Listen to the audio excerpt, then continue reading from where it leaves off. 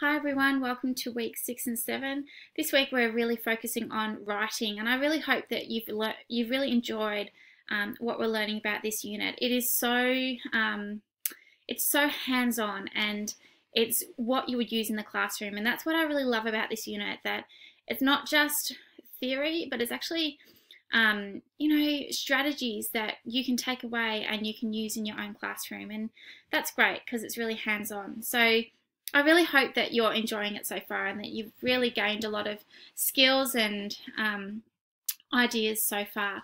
So this week we are plunging into writing. So what is writing? How do we teach it? How do students learn it? How do they present it?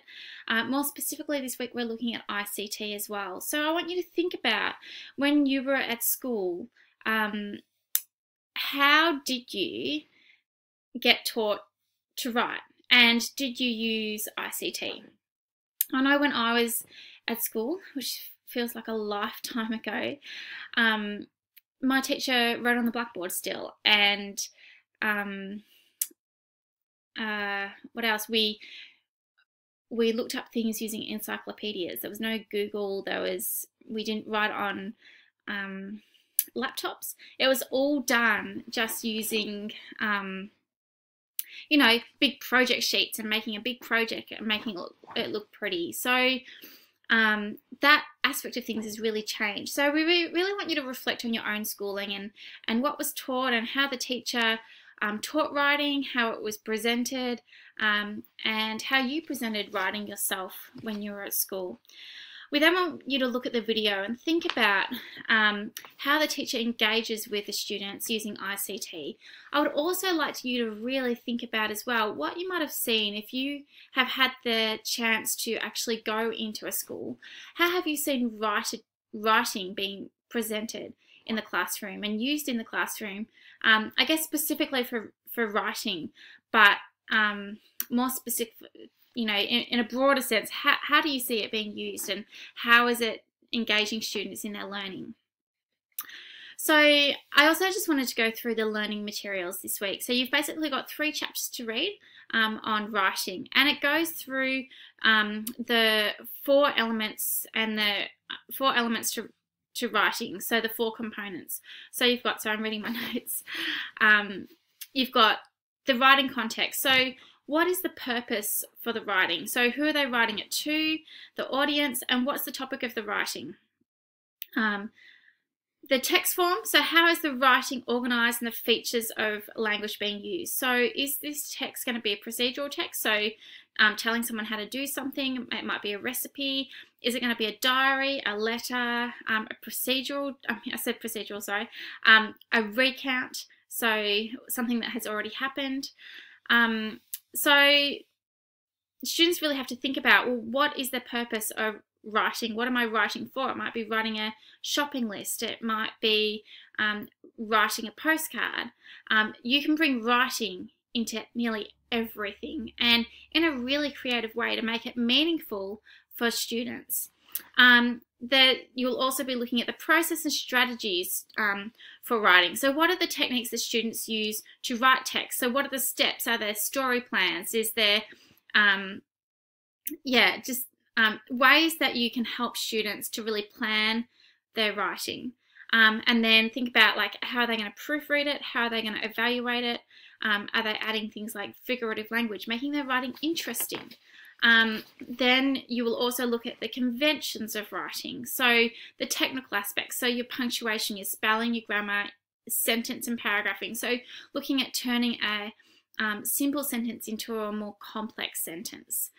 You might look at as well word classes, so teaching students about nouns, verbs, adverbs, pronouns. What else have I got? Prepositions, conjunctions, and adjectives. So all of those particular words, students need to know what they are and what their purpose is in writing. You'll also be reading through the purpose of and the features of different text types. And they also look at using play in the early years to really inform writing. So I guess giving writing a purpose. So in particular, I want you to really think about, I know you've just finished assessment 1A, but I want you to start really getting your head into assessment 1B, and really being organised is so key. So I'm starting to think about now how you can start to find strategies for both Harper and Madison.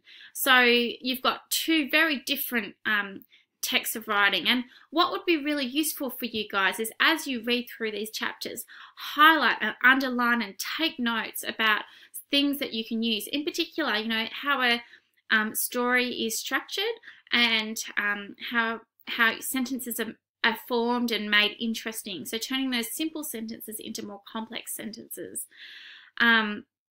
Obviously, just like assessment 1A, you really need to be able to look at what is Harper's point of need and what is Madison's point of need.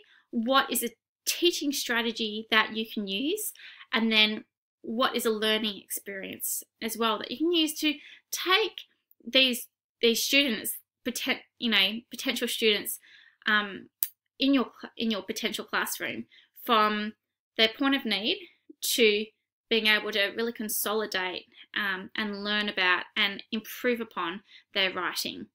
So yeah, have a think about this and write lots of notes, because it's really going to help you. I hope you have a great few weeks. I have got so many writing examples. I love writing. And I think it's so exciting to see students being able to, you know, just form letters. Like my daughter is 4 at the moment, and she's just, you know, starting to write her name. But then to see from that into, you know, them sounding out their letters and forming words, and it's so exciting. So, yeah, enjoy this week. Obviously, in the middle of it, it's consolidation week. Remember that.